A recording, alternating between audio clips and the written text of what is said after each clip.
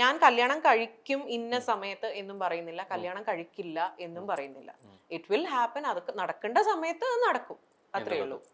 ഇത് നിലവിലെ സംഭവിക്കട്ടെ, അതിനായിട്ടുള്ള പ്ലാനിങ് പരിപാടികളൊന്നുമില്ല, മാത്രമാണ്. ബ്രോ, പ്ലാനിങ് പരിപാടി എന്ന് പറഞ്ഞു കഴിഞ്ഞാൽ ഞാനിപ്പോ ഇന്ന് പറയാണ്, എന്റെ ഈ ദിവസം ഈ മാസം ഞാൻ കല്യാണം കഴിക്കും. അതിന് ചെറുക്കനെ കൊണ്ടുവരൂ,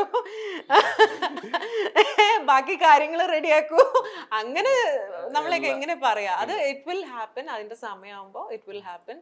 ആരും ഈ സൊസൈറ്റി പ്രഷർ ഇട്ടിട്ടോ വീട്ടുകാർ പ്രഷർ ഇട്ടിട്ടോ ഒന്നും, അതിപ്പോ എന്റെ കാര്യത്തിൽ നിന്ന് മാത്രമല്ല കേട്ടോ, ഞാൻ ഒരുപാട് കാര്യങ്ങള് ആൾക്കാര് അനുഭവിക്കുന്നതൊക്കെ കാണുന്നുണ്ട്. ലൈക്ക് ഇപ്പോഴും അതായത് ഇപ്പോഴും ചില കുട്ടികള് ഈ 21, 22 വയസ്സ് കഴിയുമ്പോ തന്നെ അയ്യോ കല്യാണം കഴിക്കണ്ടേ, അവർക്ക് ഇത്രയും പ്രായമായി. എന്ത് പ്രായമായി?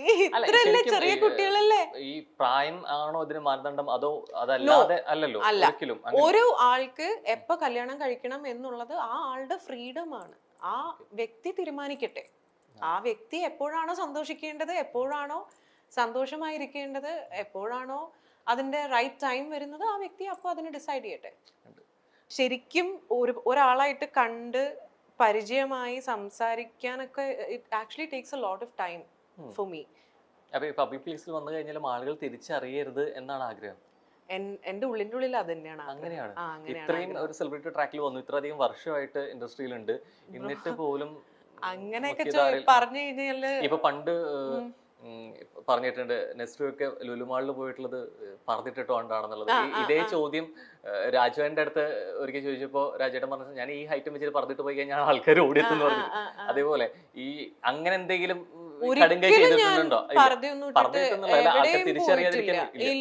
ഇല്ല, ഞാൻ അങ്ങനെയൊന്നും എവിടെയും പോയിട്ടില്ല.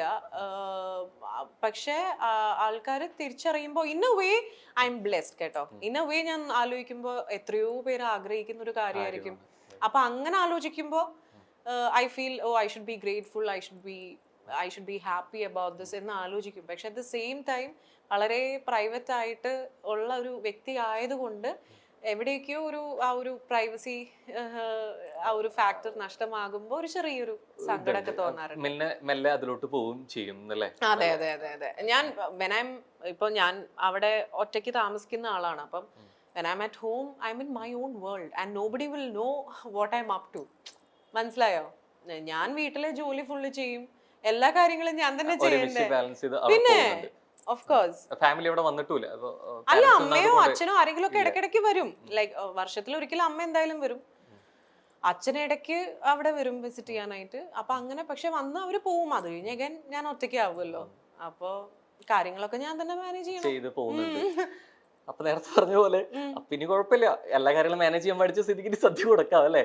എല്ലാ കാര്യങ്ങളും മാനേജ് ചെയ്യാൻ പഠിച്ചാലേ സദ്യ കൊടുക്കാൻ. അല്ല, അത് വേണ്ടേ ചെയ്യണ്ടേ? സി, അത് വളരെ ഒരു കോംപ്ലിക്കേറ്റഡ് ആയിട്ടുള്ള ഒരു സ്റ്റേറ്റ്മെന്റ് ആണ്. എല്ലാ കാര്യങ്ങളും മാനേജ് ചെയ്യാൻ പഠിച്ചു, ഇനി സദ്യ കൊടുക്കാം അങ്ങനെ പറയരുത്. ഞാൻ ഒരാള് പഠിക്കണമെന്നുള്ള മീനിങ്ങിലല്ല പറഞ്ഞത്. ഇപ്പൊ കെട്ടാൻ പോകുന്ന ഒരാള് വേറെ സ്ഥലത്താണ്, ചെക്കനെ കൊണ്ട് കുക്ക് ചെയ്യാൻ പറ്റില്ല, അവ സ്ഥലത്തില്ല എന്നുണ്ടെങ്കിൽ പോലും നമുക്ക് ഞാനൊരു കാര്യം, അതൊന്നും അല്ല ഒരു കല്യാണം കഴിക്കണേന്റെ മാനദണ്ഡം എന്നാണ് ഞാൻ പറഞ്ഞു വരുന്നത്. ഒരാള് അയാൾക്ക് റെഡിയാണ് എന്ന് തോന്നുമ്പോ അയാള് കല്യാണം കഴിക്കട്ടെ. മനസ്സിലായോ? രോഹന് സദ്യ ഞാൻ വാങ്ങിച്ചു തരാം, ഡോണ്ട് വറി. ഈ ഇന്റർവ്യൂവിന്റെ പേര് സദ്യ എന്നാക്കിക്കോ, അതായിരിക്കും നല്ലത്. സദ്യ കിട്ടുമെന്നുള്ള രീതിയിൽ നമ്മള് നേരത്തെ പറഞ്ഞ പോലെ തുടങ്ങി വന്നു, പാട്ടുകാരായിട്ട് വന്നു, പിന്നെ ആങ്കർ ആക്ടർ എന്നുള്ള ട്രാക്കിൽ പോയി. എന്നിട്ട് എപ്പോഴാണ് നമ്മുടെ മനസ്സിലുള്ള ആഗ്രഹം പോലെ ഗായികയായിട്ടുള്ള അത് സംഭവിച്ചത്? എപ്പോഴായിരുന്നു ബ്രോ ഗായികയായിട്ട്? ഒരു പ്ലേ ബാക്ക് സിംഗിങ്, ഒരേ ഒരു പാട്ട് ഒരു സിനിമയിൽ പാടിയിട്ടുണ്ട്, അത് മാത്രമാണ് നടന്നിട്ടുള്ളത്. സോ അത് നടക്കുന്നത് വളരെ യാദൃശികമായിട്ടാണ്. ഞാൻ ഒരു ദിവസം ഹൈദരാബാദ് ഷൂട്ടിന് പോകാനായിട്ട് ഞാനും അമ്മയും എയർപോർട്ടിൽ, ഇത് പണ്ടത്തെ കഥയാണ് കേട്ടോ, ഇവര് ഇനിയിപ്പോ ഞാൻ പറയുന്നില്ല, ഇനിയിപ്പോ കമന്റ്സിന്റെ കാര്യം പറയുന്നില്ല. ഓക്കെ, പണ്ട് അമ്മേനെ ആയിട്ട് എയർപോർട്ടിൽ ഇരിക്കുമ്പോ VKP കണ്ടു.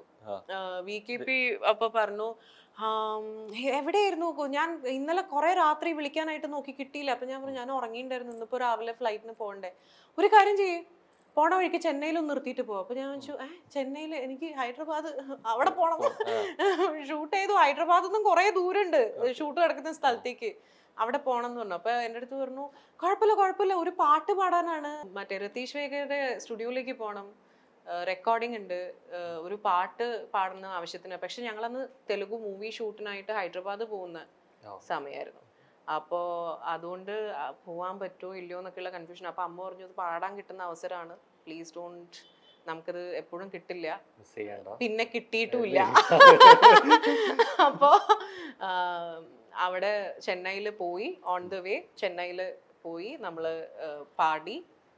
അന്ന് അദ്ദേഹത്തിന്റെ സ്റ്റുഡിയോയിലായിരുന്നില്ല, അദ്ദേഹം എവിടെ പറഞ്ഞു വെച്ചിട്ടുണ്ടായിരുന്നു. അപ്പോൾ നമ്മൾ അവിടെ പോയി റെക്കോർഡ് ചെയ്ത് അവിടെ നിന്ന് പിന്നെ ഷൂട്ടിന്റെ അവിടെ പോയി വലിയ പ്രശ്നമൊക്കെ ആയിരുന്നു. മലയാളികൾക്ക് ഏറെ പ്രിയപ്പെട്ട നായികയാണ് മീര നന്ദൻ. ദിലീപിന്റെ നായികയായി മുല്ല എന്ന സിനിമയിലൂടെ വെള്ളിത്തിരയിലേക്ക് എത്തിയ നടിയാണ് മീര. ആദ്യ സിനിമയിലെ നായിക വേഷത്തിലൂടെ തന്നെ ശ്രദ്ധിക്കപ്പെടാൻ മീരയ്ക്ക് സാധിച്ചു എന്നതാണ് ഏറ്റവും വലിയ കാര്യം. പിന്നീട് മലയാളത്തിന് പുറമെ നിരവധി ഭാഷകളിലും താരം നായികയായി എത്തിയിട്ടുണ്ട്. എന്നാൽ ഇപ്പോൾ ദുബായിൽ RJ ആയിരിക്കുകയാണ് മീര. നല്ല അവസരങ്ങൾ വന്നാൽ അഭിനയത്തിലേക്ക് മടങ്ങി വരാൻ താരം ഒരുക്കവുമാണ്. കഴിഞ്ഞ കുറച്ച് വർഷങ്ങളായി ഗ്ലാമർ ലോകത്ത് നിന്നും മാറിയ നടി ദുബായിലെ ഒരു റേഡിയോയിൽ RJ ആയിട്ട് വർക്ക് ചെയ്യുകയാണ്. മാസങ്ങൾക്ക് മുൻപ് മീര വിവാഹിതയാവുകയും ചെയ്തു. ഇതോടെ മീരയെക്കുറിച്ചുള്ള കൂടുതൽ വിശേഷങ്ങൾ അറിയാൻ കാത്തിരിക്കുകയായിരുന്നു ആരാധകർ. ഇപ്പോൾ ഭർത്താവിനൊപ്പമുള്ള പുതിയ ചിത്രങ്ങൾ നടി ഇടയ്ക്കിടെ പങ്കുവച്ചിട്ടുമുണ്ട്. നടിമാർക്ക് നേരെ സൈബർ ആക്രമണം ഉണ്ടാവുക എന്നത് സാധാരണ കാര്യം തന്നെയാണ്. ഇതിനിടെ മീരയ്ക്ക് പലതവണ വിവാഹത്തിന് മുൻപും ശേഷവും ഒക്കെ സൈബർ ആക്രമണങ്ങൾ ഉണ്ടായിട്ടുണ്ട്. ലണ്ടനിലെ അക്കൗണ്ടന്റ് ആണ് ശ്രീജു. ശ്രീജു ആണ് മീരയുടെ ഭർത്താവ്. ലണ്ടനിൽ അക്കൗണ്ടന്റ് ആണ് ശ്രീജു. വിവാഹ ചടങ്ങിൽ അടുത്ത ബന്ധുക്കൾ മാത്രമാണ് അന്ന് പങ്കെടുത്തിരുന്നത്. ഗുരുവായൂരിൽ വെച്ചായിരുന്നു വിവാഹം നടന്നത്. മാട്രിമോണിയൽ സൈറ്റ് വഴി പരിചയപ്പെട്ടെങ്കിലും പിന്നീട് മീരയെ കാണാൻ ശ്രീജു ലണ്ടനിൽ നിന്ന് ദുബായിലേക്ക് എത്തുകയും ചെയ്തിരുന്നു. അങ്ങനെ ഇരുവരും കണ്ടുമുട്ടിയെന്നും പ്രണയത്തിലും ആകുന്നു. അവരുടെ ജീവിതകാലം മുഴുവൻ ഒരുമിച്ച് ചെലവഴിക്കാൻ തീരുമാനിക്കുന്നു. അങ്ങനെയാണ് നിരവധി പോസ്റ്റുകളിലൂടെയൊക്കെ വന്നത്. കൊച്ചി എളമക്കര സ്വദേശിയാണ് മീര നന്ദൻ. 2008 റിലീസായ മുല്ലയ്ക്ക് പുറമെ തൊട്ടടുത്ത വർഷം വാൽമീകി എന്ന ചിത്രത്തിലൂടെ തമിഴിലും 2011 ജയ് ബോലോ തെലങ്കാന എന്ന ചിത്രത്തിലൂടെ തെലുങ്കിലും 2014 കരോട്ട്പതി എന്ന ചിത്രത്തിലൂടെ കന്നഡയിലും താരം തുടക്കം കുറിച്ചിരുന്നു. ബ്രോ, പ്ലാനിങ് പരിപാടി എന്ന് പറഞ്ഞു കഴിഞ്ഞാൽ ഞാനിപ്പോ ഇന്ന് പറയാണ്, എന്റെ ഈ ദിവസം ഈ മാസം ഞാൻ കല്യാണം കഴിക്കും. അതിന് ചെറുക്കനെ കൊണ്ടുവരൂ, ബാക്കി കാര്യങ്ങൾ റെഡിയാക്കൂ. അങ്ങനെ നമ്മളൊക്കെ എങ്ങനെ പറയാ, അത് ഇറ്റ് വിൽ ഹാപ്പൻ. അതിന്റെ സമയമാകുമ്പോൾ ഇറ്റ് വിൽ ഹാപ്പൻ.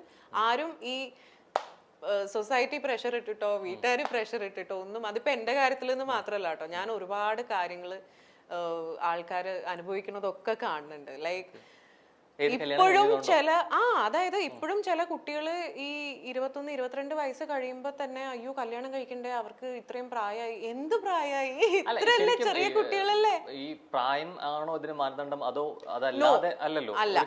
ഒരു ആൾക്ക് എപ്പോ കല്യാണം കഴിക്കണം എന്നുള്ളത് ആ ആളുടെ ഫ്രീഡം ആണ്.